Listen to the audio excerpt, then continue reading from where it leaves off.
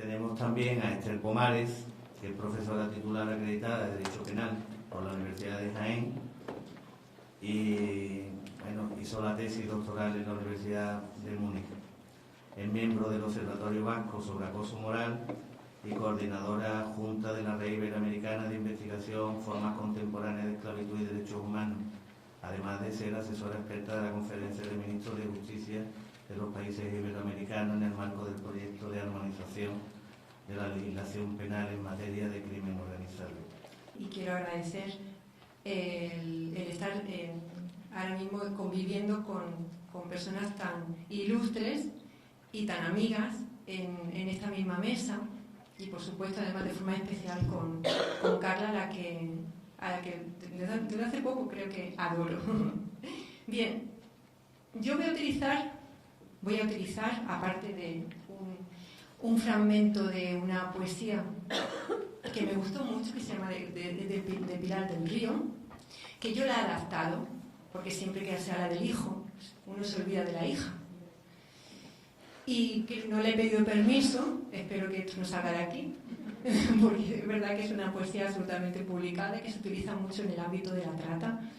Bien, voy a utilizar, aparte de ese título de esclavitud femenina e inmigración, voy a utilizar la trata con fines de explotación sexual realmente para que nos sirva de contraste, porque esta ponencia es una denuncia.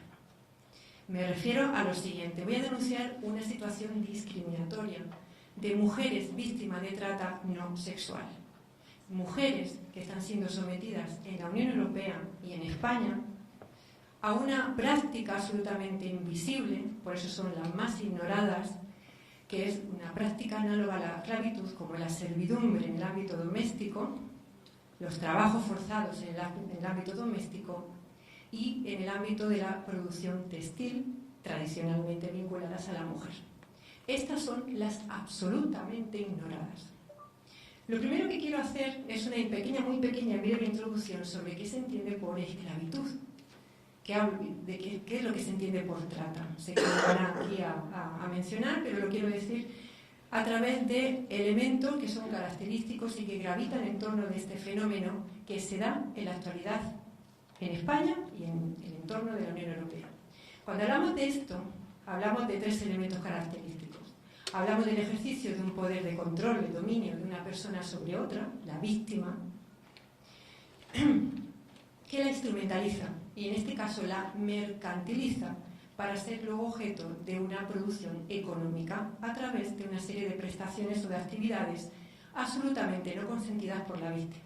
Por tanto, el segundo elemento es la falta de consentimiento, porque aquí el tratante lo que hace es que recurre a una serie de medios que vulneran el consentimiento, violan el consentimiento o simplemente vician el consentimiento de la víctima para luego ser sometida a una situación de disponibilidad absoluta a otra persona, de disponibilidad de sus tiempos y de forzamiento a realizar una serie de actividades o de prestaciones. Esto con independencia de cuál sea la modalidad de esa prestación.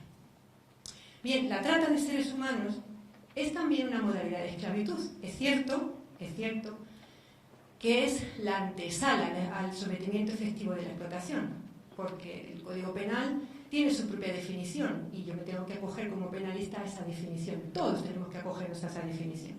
Estamos hablando de captar, de transportar, de trasladar, de acoger a una persona, cualquiera que sea su nacionalidad, a través de una serie de medios, normalmente los más baratos, medios coactivos, medios violentos, me refiero, engañosos y sobre todo los abusivos. Normalmente en la esclavitud moderna no hay que recurrir, ni siquiera hay que recurrir a esos medios violentos. ¿Para qué nos vamos a molestar? Si basta abusar de la situación de vulnerabilidad de la víctima, en este caso la mujer. Bien, ¿para qué? Pues para luego someterla a una situación de prácticas similares a la esclavitud, como la servidumbre, como los trabajos forzados. El Código Penal es cierto que hace una mención específica, pero a título ejemplificativo. Habla de la esclavitud, mejor dicho, de la explotación sexual, que debemos entender forzada, y habla de la mendicidad, que también debemos entender forzada. Lo que significa, en definitiva, que el delito de trata no va a distinguir en ningún momento ni siquiera la pena va a distinguir según la modalidad de prestación a la que se va a obligar a la persona, porque lo importante es su instrumentalización y su mercantilización. Así que en esto no vamos a distinguir. Y sin embargo, tenemos que las mujeres víctimas de trata laboral son las más ignoradas y las más invisibilizadas. ¿Y por qué? Bueno, pues tenemos un precedente. El delito de trata laboral existe desde el año 2010, antes no. Nunca existió.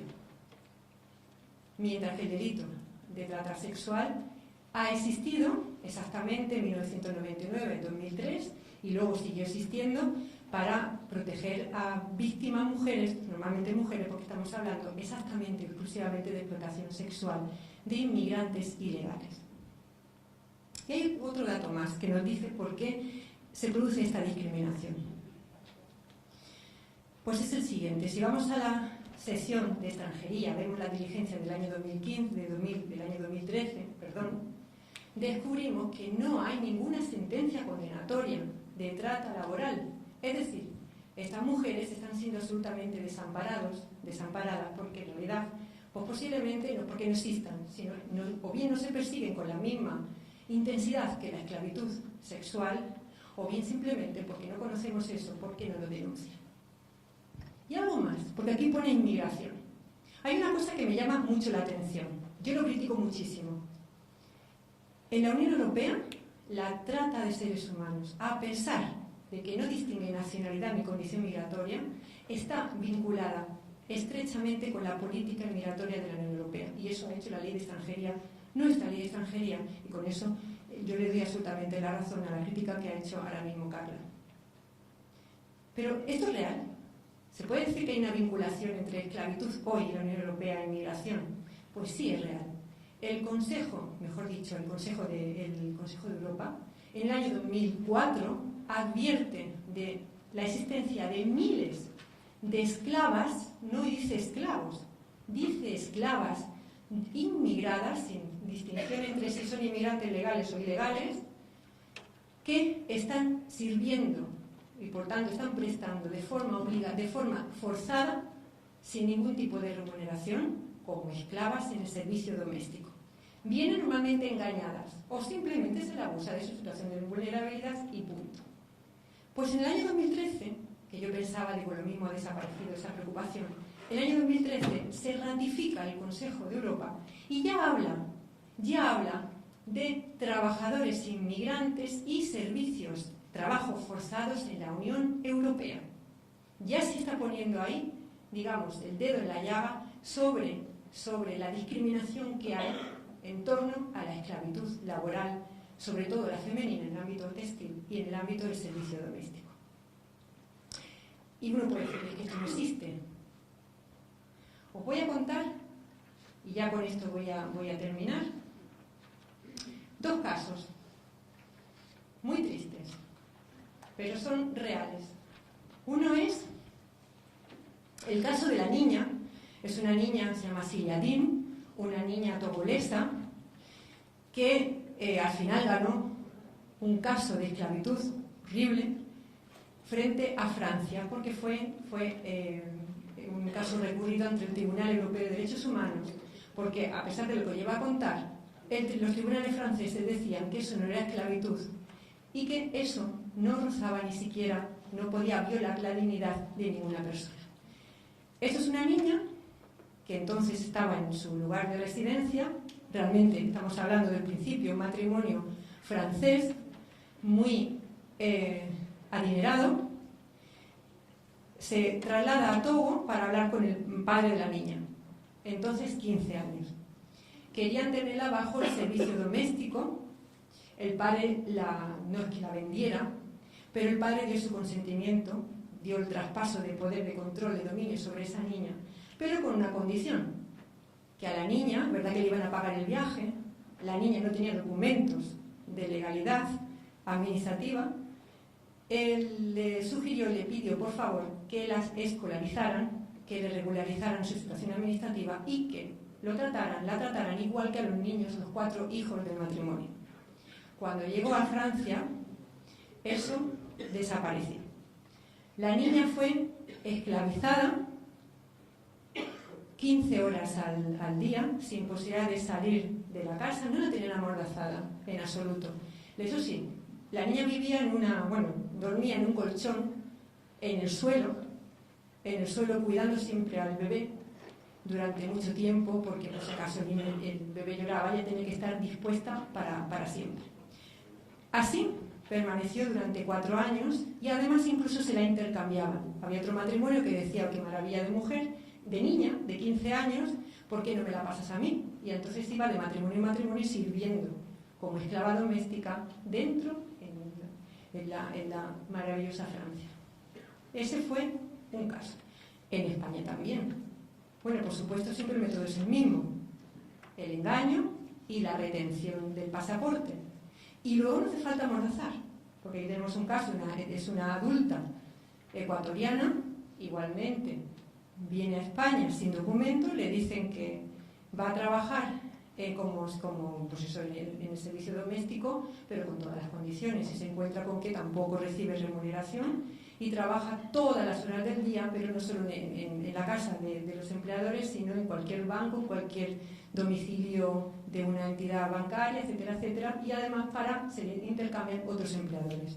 El método es el mismo, no hace falta amordazar a nadie, simplemente se le retiene el pasaporte y se le dice: tú eres inmigrante ilegal, tú sabrás lo que vas a hacer.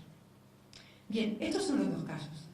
A partir de ahí yo podía plantear muchas preguntas. Una de ellas tiene que ver con la de Carla. Aquí el Estado, la política migratoria de la Unión Europea, ¿tiene algo de responsabilidad a la hora de fomentar estas situaciones de esclavitud? Eso es una pregunta. La otra pregunta sería: ¿y por qué se soportan estas situaciones? ¿Cómo se llega a esta situación? ¿Por qué es tan fácil esclavizar a las personas? Sobre todo si nos ponemos con los ejemplos de Silladín y la mujer ecuatoriana. ¿Por qué no denuncian inmediatamente? ¿Es que no están protegidas por la ley? ¿Qué es lo que está ocurriendo? Y otra pregunta: ¿a vosotros parece justo y adecuado que el tratamiento punitivo de la esclavitud laboral sea diferente del tratamiento de la esclavitud sexual? Porque como tenemos un punto de partida en el Código Penal, aunque os pueda parecer raro, no existe ningún delito de sometimiento a trabajos forzados no sexuales, ningún delito de sometimiento a esclavitud no sexual. El único que existe es la esclavitud o la explotación sexual forzada. Muchísimas gracias. Voy a utilizar la trata con fines de explotación sexual realmente para que nos sirva de contraste, porque esta ponencia es una denuncia. Me refiero a lo siguiente: voy a denunciar una situación discriminatoria de mujeres víctimas de trata no sexual. Mujeres que están siendo sometidas en la Unión Europea y en España a una práctica absolutamente invisible, por eso son las más ignoradas, que es un fragmento de una poesía que me gustó mucho, que se llama de Pilar del Río, que yo la he adaptado, porque siempre que se habla del hijo, uno se olvida de la hija. Y que no le he pedido permiso, espero que esto no salga de aquí, porque es verdad que es una poesía absolutamente publicada y que se utiliza mucho en el ámbito de la trata. Bien, voy a utilizar, aparte de ese título de esclavitud femenina e inmigración, voy a practicar análoga a la esclavitud como la servidumbre en el ámbito doméstico, los trabajos forzados en el ámbito doméstico y en el ámbito de la producción textil, tradicionalmente vinculadas a la mujer. Estas son las absolutamente ignoradas. Lo primero que quiero hacer es una muy pequeña, breve introducción sobre qué se entiende por esclavitud. ¿Qué es lo que se entiende por trata? Se quedará aquí a armonización de la legislación penal en materia de crimen organizado. Y quiero agradecer el estar ahora mismo conviviendo con personas tan ilustres y tan amigas en esta misma mesa, y por supuesto además de forma especial con Carla, a la que desde hace poco creo que adoro. Bien, yo voy a utilizar aparte de Tenemos también a Esther Pomares, que es profesora titular acreditada de Derecho Penal por la Universidad de Jaén y hizo la tesis doctoral en la Universidad de Múnich. Es miembro del Observatorio Vasco sobre Acoso Moral y coordinadora adjunta de la Red Iberoamericana de Investigación, Formas Contemporáneas de Esclavitud y Derechos Humanos, además de ser asesora experta de la Conferencia de Ministros de Justicia de los países iberoamericanos en el marco del proyecto de